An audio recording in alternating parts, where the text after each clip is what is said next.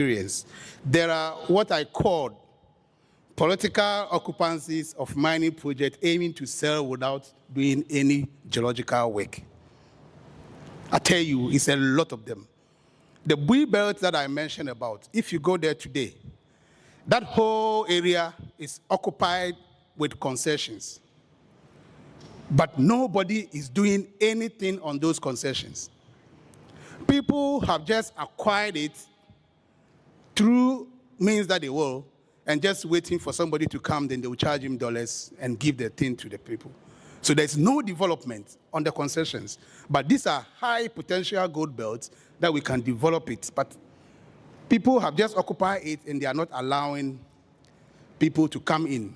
So I've got some serious investors who wanted to do a legal search in some of those areas. We did a search and we identified the person who owns that concession of interest.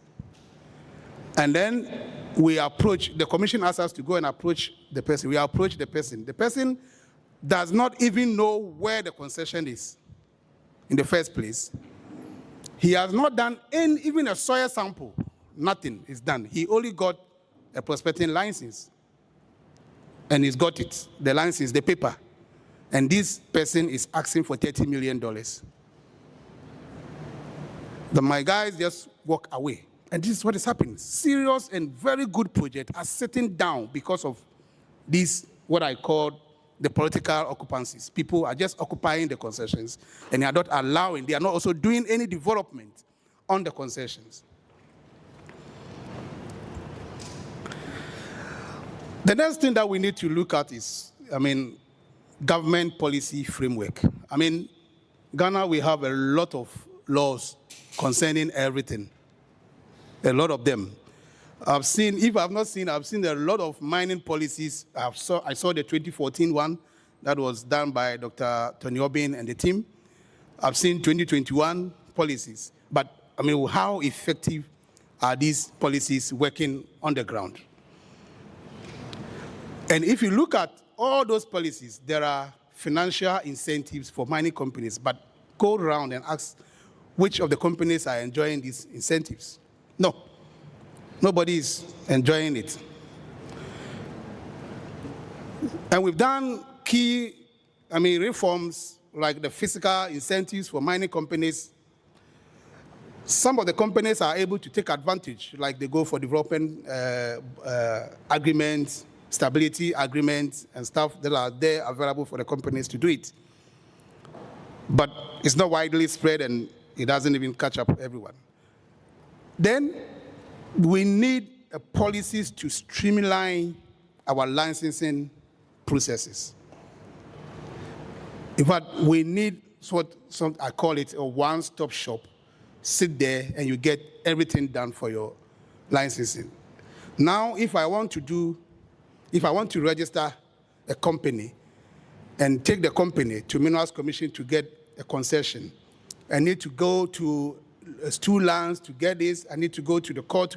It's a whole lot of things, process, and it's quite frustrating. I believe some of these policies that we are bringing up should be able to put a stop shop that I enter the place and I'm able to do everything without moving around to other things. I know our local content regulation is very good and it's enforcing, so I don't want to talk much about that one. That one is very, very good about it. Now, the re-engineering strategy that I think we should adopt as a country for us to own our mining companies and also own our resources. One of it is we need a mining-focused bonds. Government issue bonds to do a lot of things. So we need one just for mining companies. We need to make cash those projects. We also must make it a law to ensure that all companies, all mining companies, being it a foreign or a local, are listed on our stock exchange. There are advantages to list on the stock exchange. It's not just to raise money, but it also helps the people to operate within a specific framework that will help us to understand them so that when I'm investing in that company, I have the confidence that these guys are being regulated and I can go in for it. As I talked earlier, venture capitals. Governments issue venture capitals to help banks, to help other institutions. The government should be able to allow this venture capital for mining companies to access these funds so that it helps our industry. The second is the institutional support. We need to strengthen some of the, major institutions that needs to regulate our financial industry. Like MIF generates a lot of money annually through the royalties that are paid for the mines. Now we also got Gold Board, which has come on board. It's a Gold Board which is on board now, and is doing a lot of wonders to our currency. So they are also generating a lot of funds. Gold Board should be able to support mining companies locally so that we take ownership through that. Ghana Stock Exchange should collaborate with private wealthy people to de-risk some of the projects so that these people can create the financial platform for mining companies to come in. Then we need to create a mining advisory unit, which will help the mining companies. If you want to go through the market to access funding, this unit should be able to help you to access funding through our stock market. Then we need the last strategy that I think we need is a policy alignment. As I mentioned it earlier in my presentation, we have laws that does not allow our financial institutions to invest in the mines, in the commodity market. But the same people, we want to take over the mining companies. It doesn't align. So we need to harmonize this. If you really want to enjoy the mining companies, then we need to invest in it. But we don't want to but we want to enjoy it. That doesn't work. So we need to harmonize the mining and the financial regulations so that it conforms with what we can use to take over this industry. Then we need to incentivize our domestic companies. Huge than what we get from the housing, the real estate in Accra and Kumasi and the big cities. But our pension fund is being used for some of these things, which is not giving us the good returns.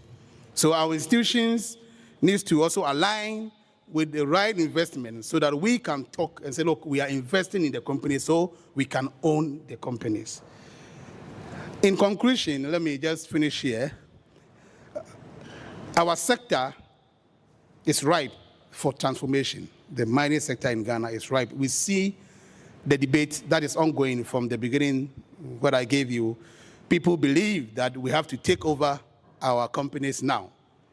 But I believe that we need to invest in it and take over with time. When we put in our investment in it, nobody will even tell us to own it. We already own it through the market. And that is how we should go by it. We need to re-engineer our capital market. Our capital market is being biased and not concerning with the mining projects. So we have to re-engineer it to unlock the sustainable growth in the mining industry so that we can take charge of our resources. Then we need a strategic reforms, as I've mentioned, and partnership that will drive long-term success for the industry. I think I can end here, and you, the student, can go and write your thesis along these lines, as I said it earlier, and I'm sure that our industry will be what we are looking for. Thank you very much.